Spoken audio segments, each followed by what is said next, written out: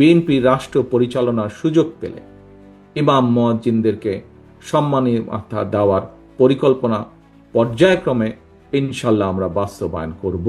BNP ক্ষমতায় গেলে ইমাম মুয়াজ্জিনদের সম্মানী ভাতা দেওয়ার পরিকল্পনা রয়েছে বলে জানিয়েছেন দলটির ভারপ্রাপ্ত চেয়ারম্যান তারেক রহমান। তিনি বলেন, ইমাম মুয়াজ্জিনদের বাইরে রেখে টেকসই উন্নয়ন সম্ভব নয়। বিএনপি রাষ্ট্র ক্ষমতায় গেলে ইমাম খতিবদের যৌক্তিক দাবি বাস্তবায়নে উদ্যোগ গ্রহণ করা হবে।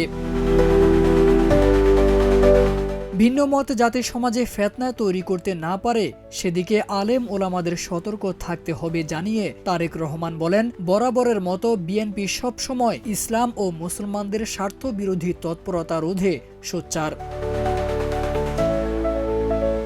দেশের স্বাধীনতা ও সার্বভৌমত্ব রক্ষায় ঐক্যের বিকল্প নেই মন্তব্য করে একটি ইনসাফ ভিত্তিক বাংলাদেশ গড়ার লক্ষ্যে আগামী নির্বাচনে আলেম ওলামাদের সমর্থনে চেয়েছেন বিএনপির ভারপ্রাপ্ত চেয়ারম্যান। 23 নভেম্বর রাজধানীর চীন মৈত্রী সম্মেলন কেন্দ্রে ইমাম ও খতিব সম্মেলনে ভার্চুয়ালি বক্তব্যকালে তিনি এসব কথা বলেন। তারেক আজিজ খান, প্রজন্ম 24।